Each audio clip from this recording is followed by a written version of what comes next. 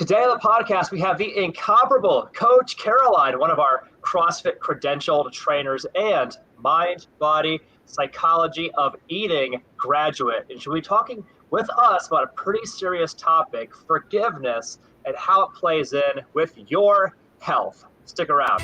Welcome to the CrossFit Edwardsville Community Podcast, where we hear and learn from our coaches, CrossFitters, and Glen Ed community leaders. Now, here are your hosts, Dallas and Greg. Welcome to the CrossFit Edwardsville Community Podcast, where we meet and learn from our CFE coaches, meet and learn about our CFE CrossFitters, and occasionally we get to speak with Glen Ed business leaders and learn about their businesses. I'm one of your co-hosts, Coach G. G-Scale. My co-host Dallas is on a boat today since it's summertime and opportunity presented. So shout out to Dallas. Hope you're having a great time today.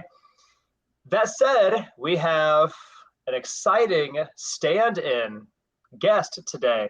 The amazing Coach Caroline will be on the podcast joining us today. Caroline, welcome. Hi, thanks for having me again.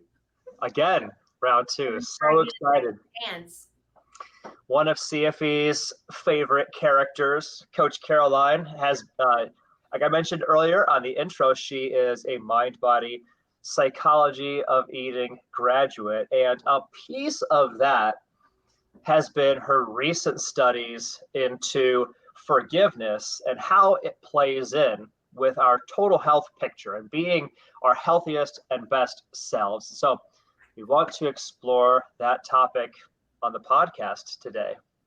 So as we begin, Caroline, can you start by giving us a working definition, like just so we all rally around what we're talking about here? What is forgiveness? So I pulled this definition from this website. It's called greatergood.berkeley.edu. It's a really awesome, it kind of encompasses forgiveness as a whole. And so I'll just read it straight from my notes. Psychologists generally define forgiveness as a conscious, deliberate decision to release feelings of resentment or vengeance toward a person or group who has harmed you, regardless of whether they actually deserve your forgiveness. It's a lot to take in, a lot of pieces to break down, but I believe that that's a really great definition of what forgiveness truly is.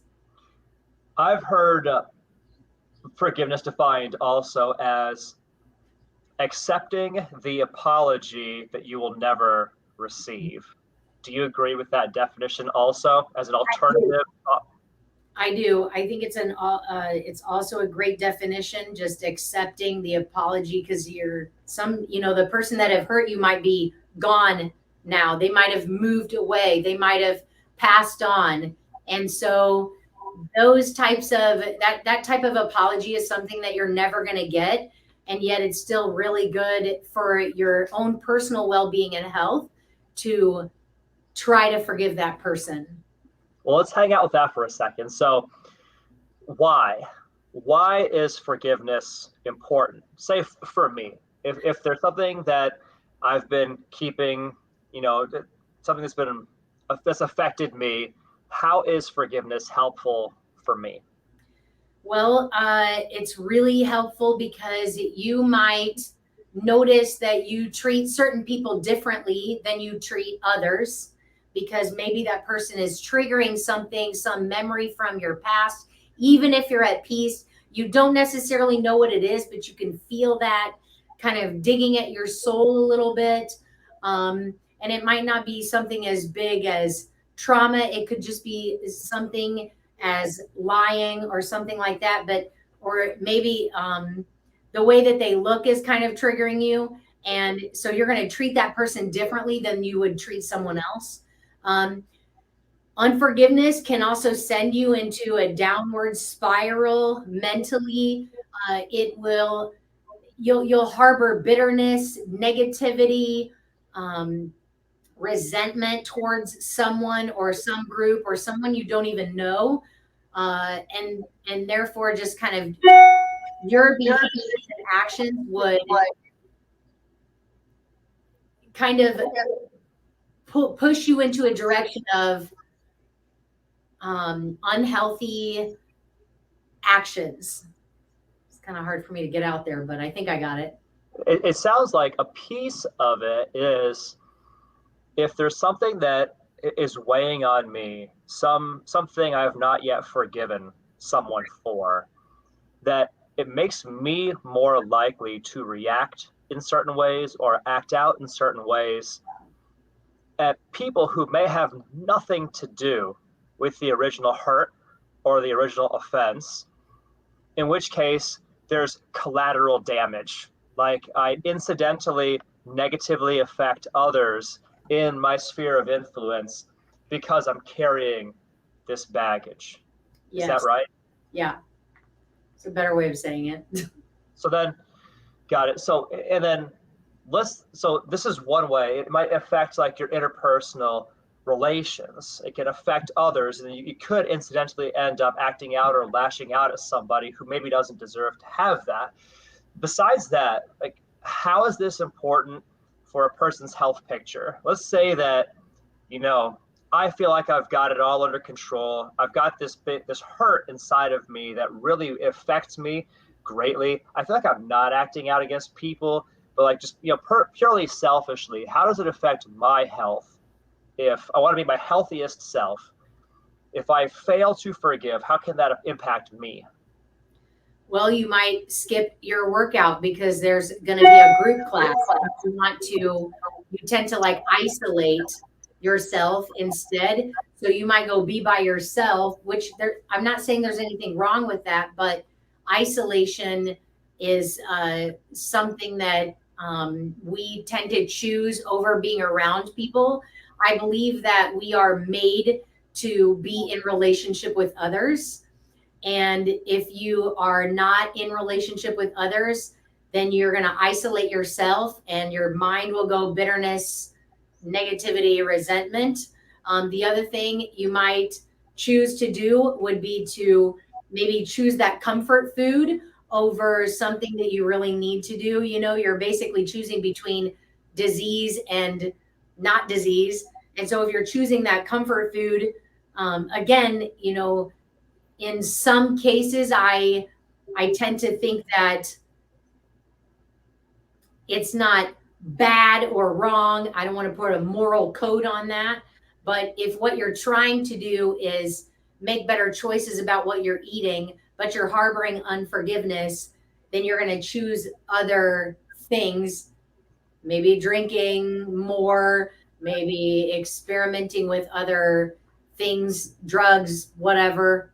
You're going to choose things like that instead, which aren't as healthy if you have a goal, a focus to maybe stay in a nutrition program or be in a social group or something like that. Is that? I've heard before, and you can give me your thoughts on this, that unforgiveness is sort of like drinking poison and hoping the other person gets sick. Right. Because the lack of forgiveness, the anger, there's also a proverb, I think it's a Chinese proverb, that says, this is a related emotion, anger. Anger is like holding a hot coal as you wait to throw it at somebody. But it's that holding it in, holding the unforgiveness in, is like a toxicity you impose on yourself. Mm-hmm. And that affects you. It affects your health and ultimately affects what you will do for yourself.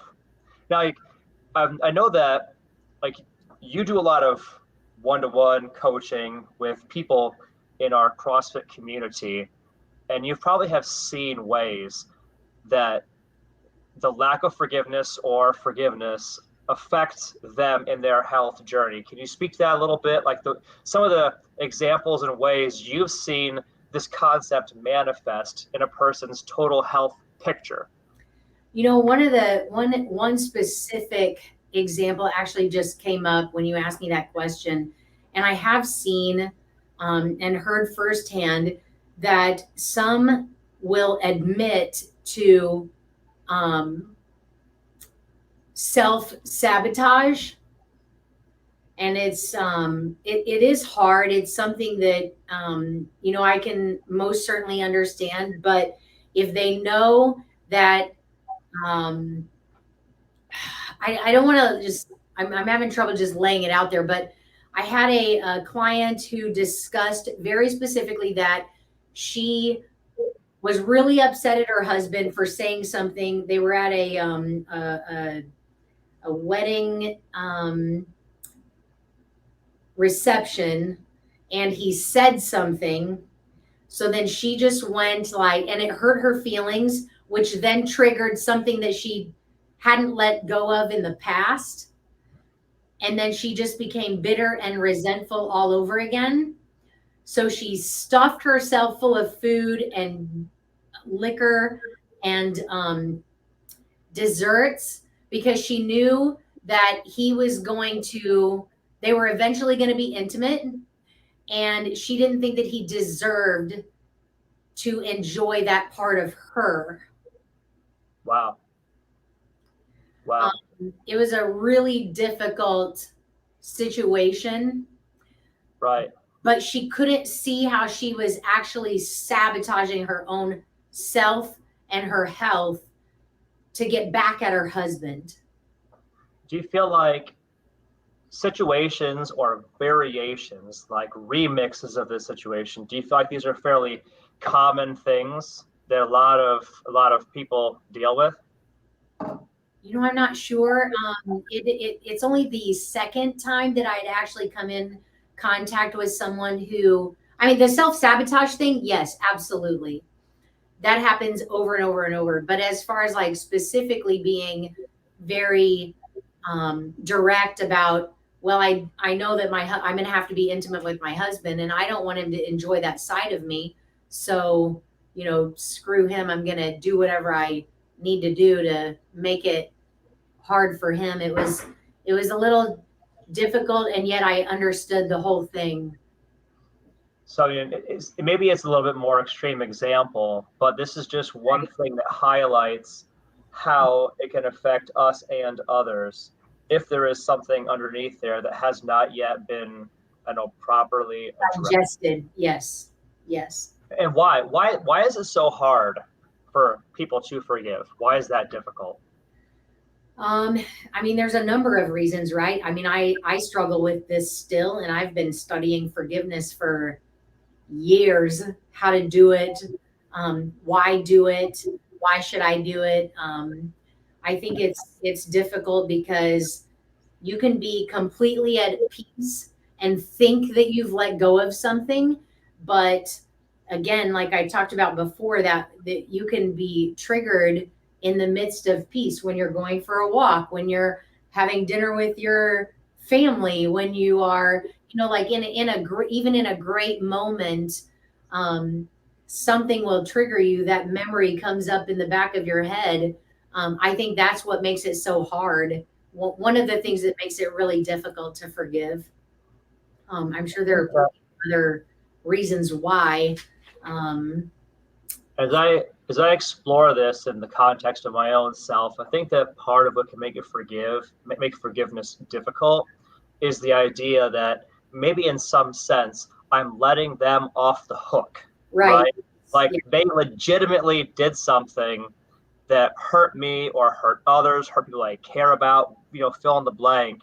There's an actual wrong that happened. Mm-hmm. And I have a very hard time stomaching the idea of letting them get away with it. I want there to be retribution. I want there to be justice. I want there to be a righting of the wrong. Do you know what I mean? Yes. I think that sometimes it's also really difficult is because we don't know how to do it. We weren't taught how to do it, right? Your parents might be like, well, kiss and make up, or shake your brother's hand, or your sister, or whatever, or give each other a hug.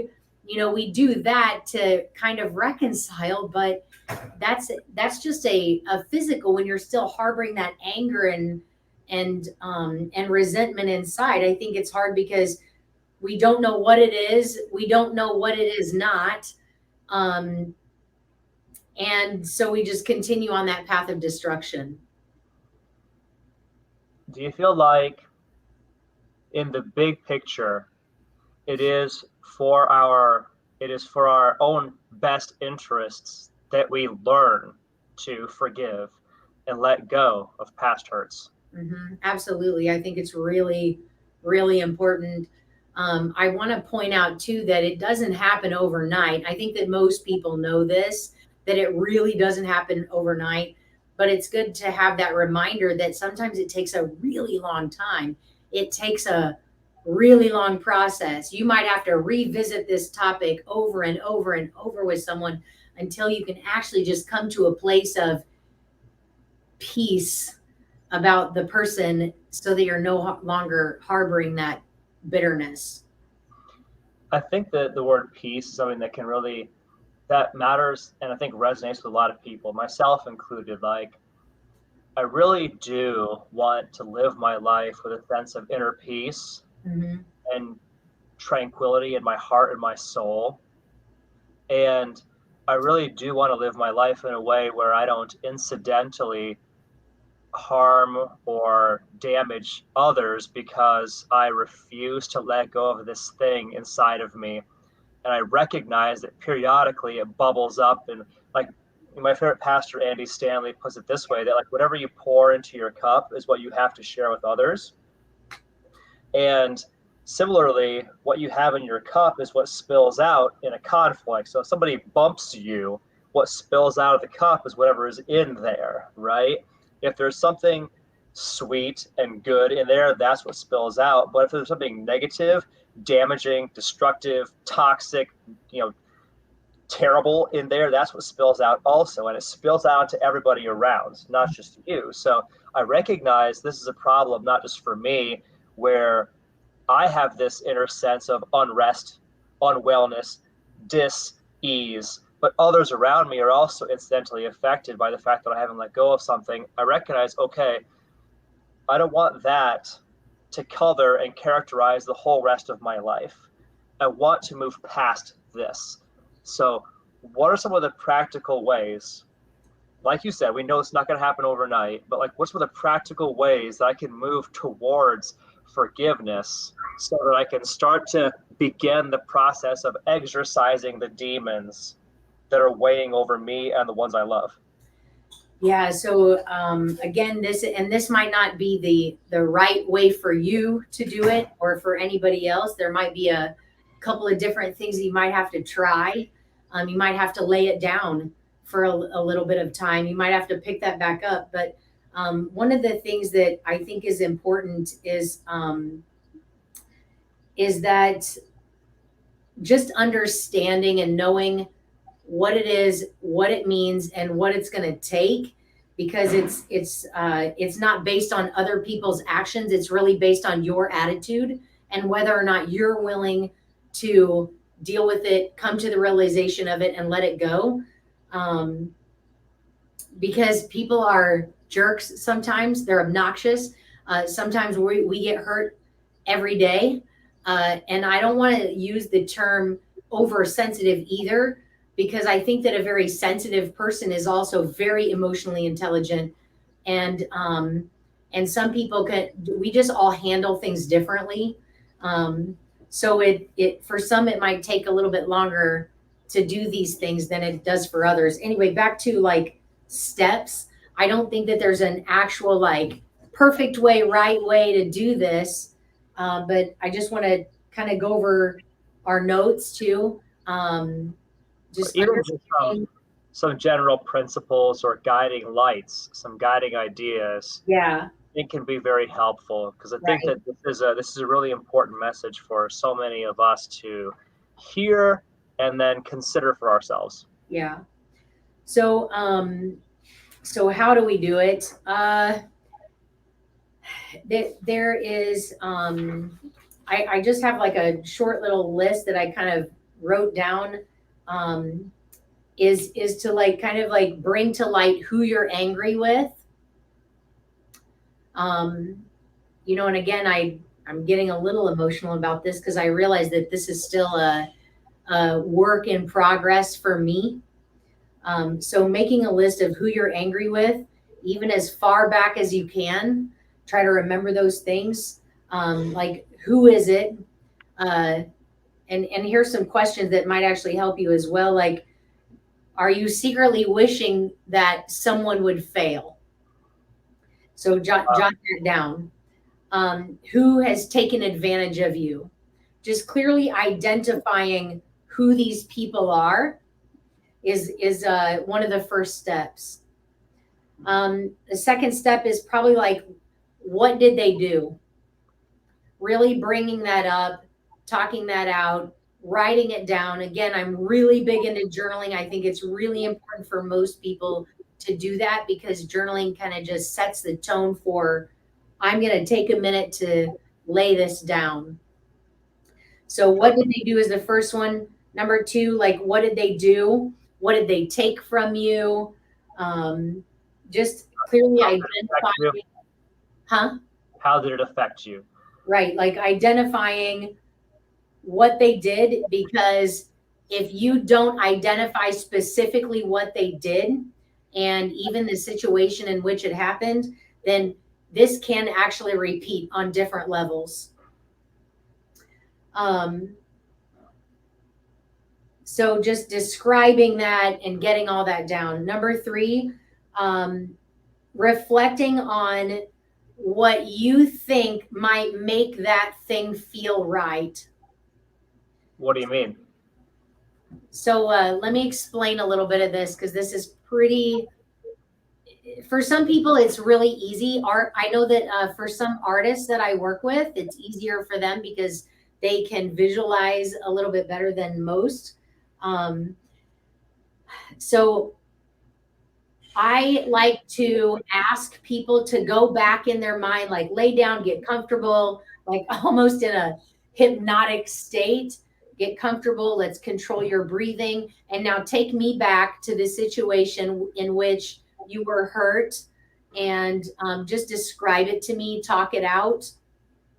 Reflect on that experience. Tell me exactly what happened. Tell me who it was, and go back into your mind. So they've identified the person, they have identified what happened, and then they've reflected on this. What would make this right? And usually what comes out is, if they would have just said, I'm sorry, if they would have just said, how can I make this right? If they would have just asked that, even without the apology, just kind of reflecting on that and explaining what they did to make it right. Depending on the act, I feel that sometimes the person just needs that sincerity, that apology, because sometimes we have a hard time taking responsibility for our actions. And so just bringing that to light can be helpful. It almost seems like, so far, what this is it's a very intentional process of achieving clarity in what the issue is. I take a moment, I relax my breathing, no distractions. I go back to what happened, and this was the person, this was what happened, this is how it affected me, here's where I feel like maybe I lost, and then what would have made it right in that moment.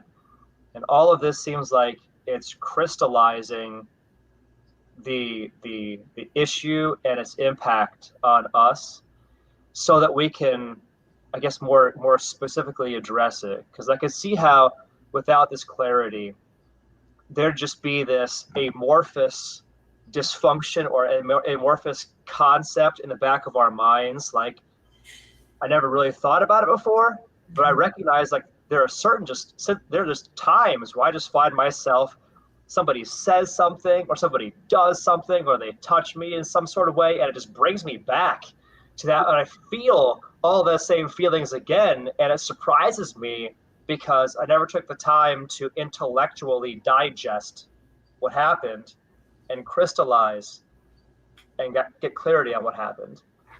You know,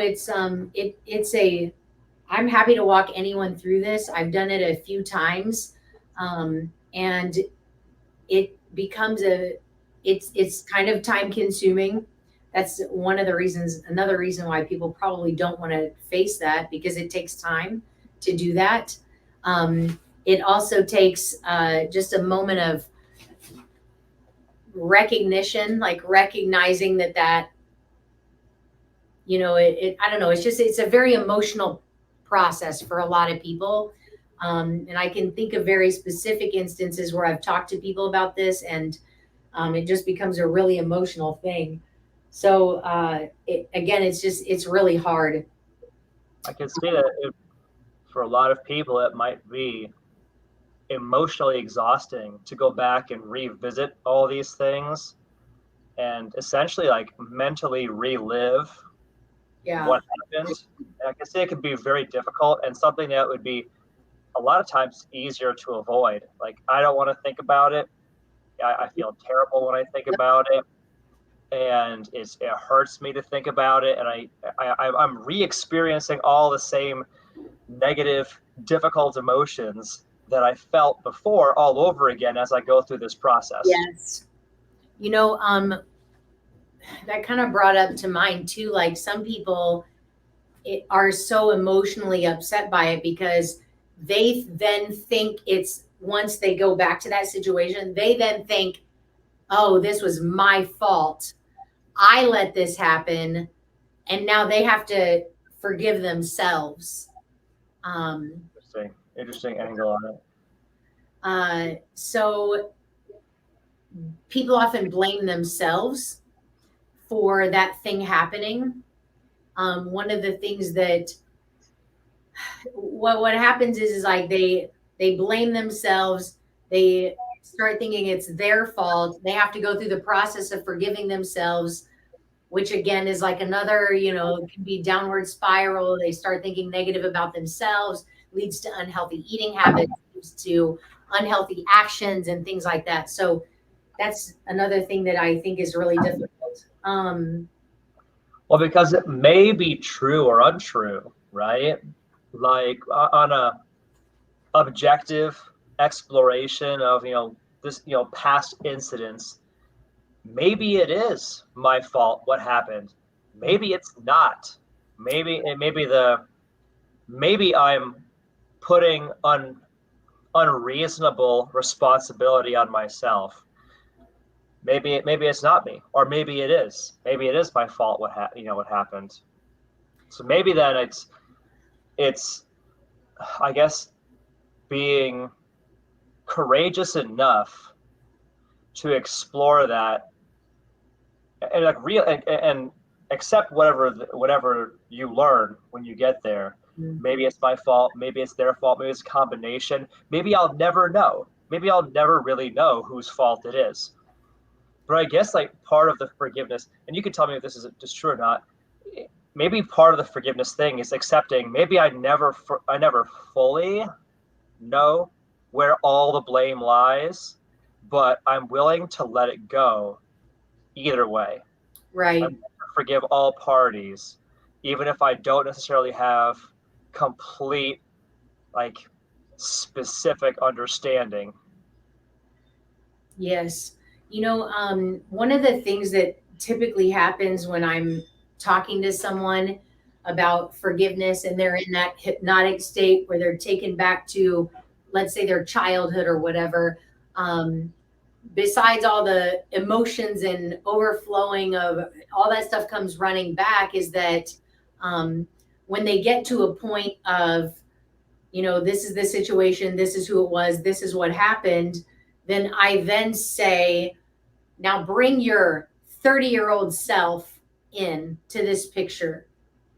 Bring your 30-year-old self into this picture. And I want you to talk to that 7-year-old, 8-year-old, 12-year-old, whatever. You are talking to yourself and tell your 6-year-old self what that 6-year-old needed to hear at that time in that moment. So a lot of times, because you don't get that forgiveness or the apology, you don't get that apology, then your 30-year-old self talks to your 6-year-old self and says, what do you need to say to this person? What do you need to hear at that moment? This child who's experienced this thing. And they often say, I'm sorry that this happened to you, because they may not get that apology. This wasn't right. You can no longer you blame yourself, and just kind of have a conversation with yourself about what needs to happen, what should have happened, what, just what things that you would have told yourself in that situation. It's like basically being your own parent, being the mom that you never had, being the dad that you never had, or maybe you had that, but maybe they're the ones that hurt you, and you just kind of parenting yourself back to a healthier mental state. Sure. And a lot of our conversation on this so far has been framed around, things that might be considered like pretty serious offenses and very, very like, memorable big events, right? But I think that this concept of forgiveness can probably even just practically play in to like everyday little things, Absolutely. right? 'Cause I would probably posit that having a healthy relationship with anybody, that we're all imperfect, we're all broken people, we all make mistakes, we all say and do silly things, and we're probably all in a lot of ways like making small offenses toward people around us, whether we mean to or not. And I've never had any healthy relationship myself where I felt like I was mentally keeping score. Like, this person has hurt me like in these 5 ways, and I'm keeping a mental list. You know what I mean? I found that like that's just not a healthy way to relate to anybody. But if I can learn to like forgive even like the small things, the day-to-day things, first of all, it frees up the mental bandwidth for me not to have to keep a list like that. But hopefully it helps me be just a better person all around, better coach to my athletes, better friend to my friends, better son to my parents, better brother to my brothers, better parent to my son, better spouse to you. I don't want to say small though, like I don't want to say like, I don't want there to be a line of like childhood trauma is here and lying is here, because for some people that lie is really big, like, and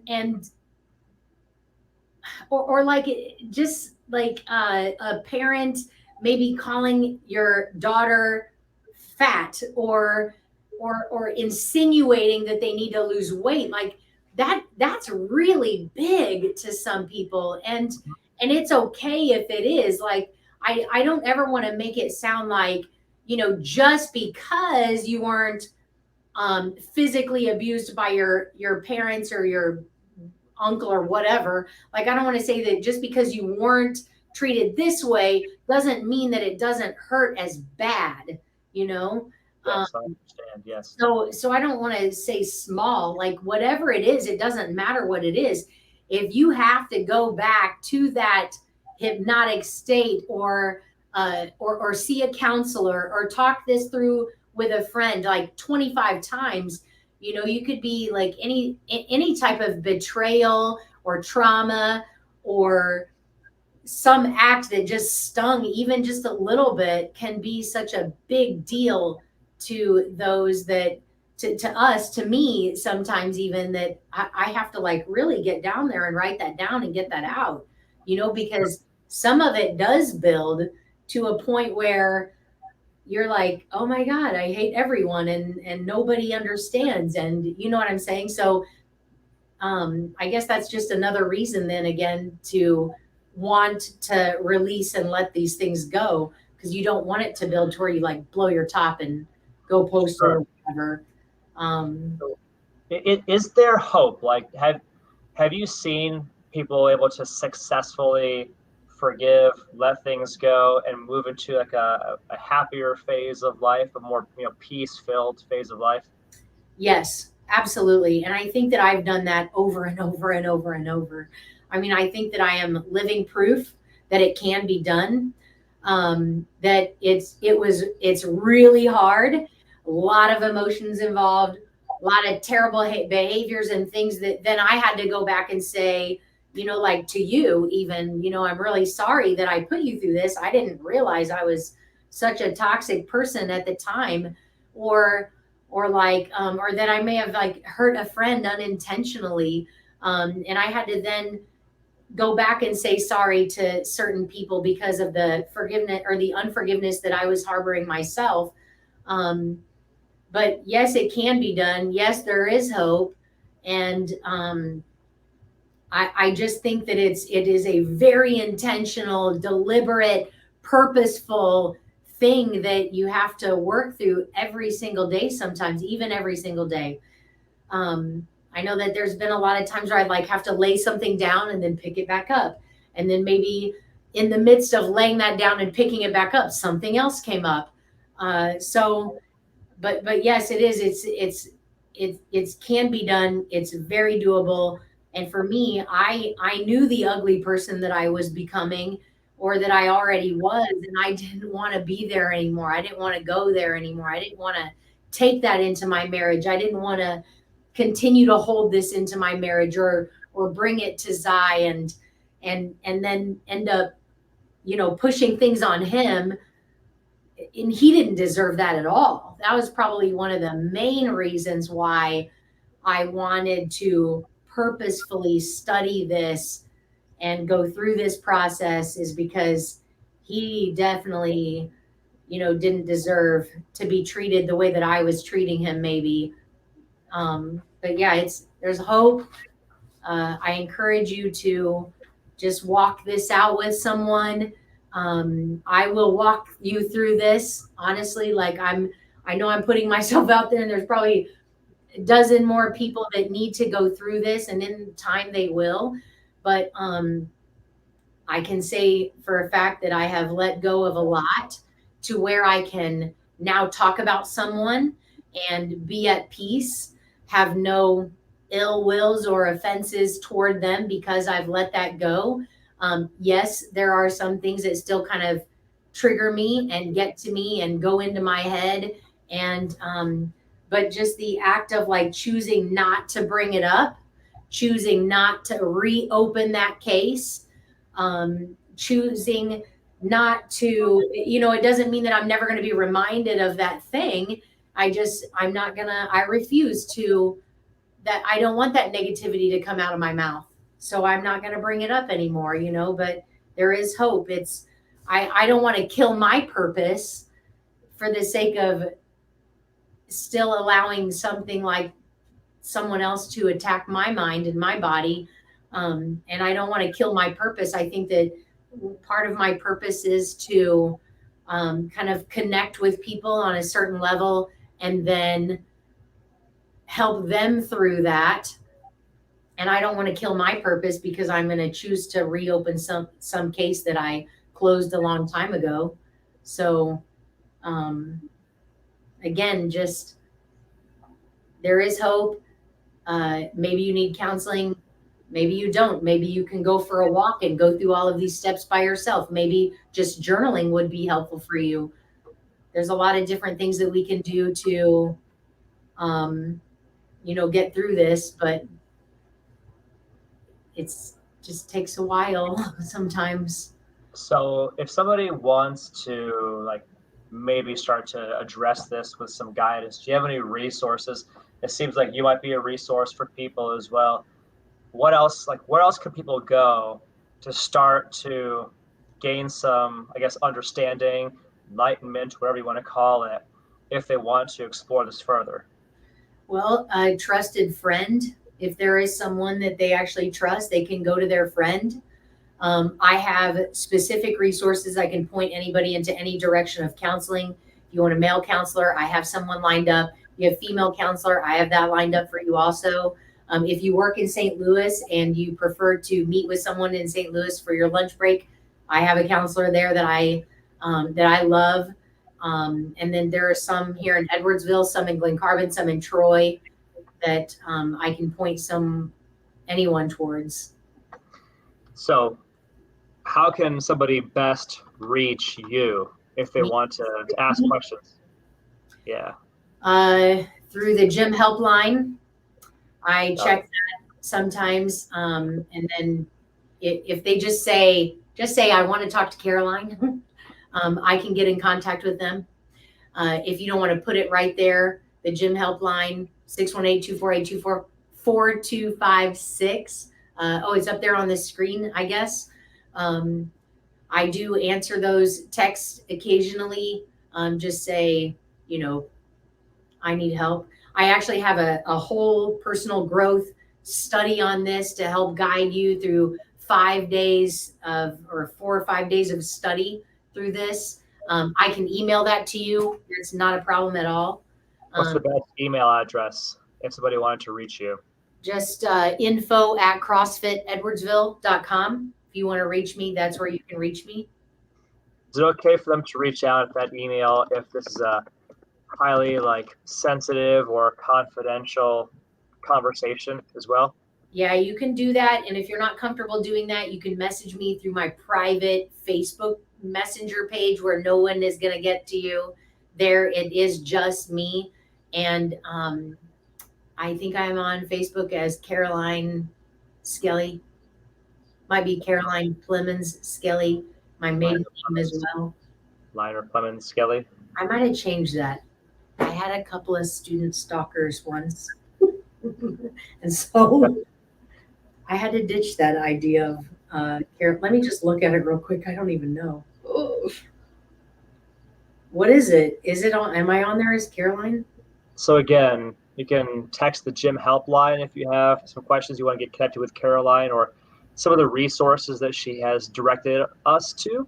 618-248-4256 gym line. Also email info@crossfitedwardsville.com. And then you can also reach out to Caroline directly and confidentially via Facebook Messenger. Is that right? Yeah. So there's a lot of Caroline Skellys. If you just either text or email those two direct links that Greg put up there, then I can also get in touch with you. Got it. You can find me on Facebook. Well, Caroline, I want to thank you for coming on here on the podcast to help share your understanding, your insights into this topic. It's a very serious one, but it sounds like it's a worthwhile one that it's good for all of us to be at least aware of these things. And then for a lot of us also take those next steps, as difficult, as challenging as they may be, to explore some of those darker sides of our more the areas of our life that are harder to investigate, but maybe are a piece, maybe are a key of unlocking our complete health picture. So thank you again for joining us. Thank you to all of you guys for tuning in as well. I'm going to wish everybody in our audience and Caroline a beautiful and blessed rest of your day.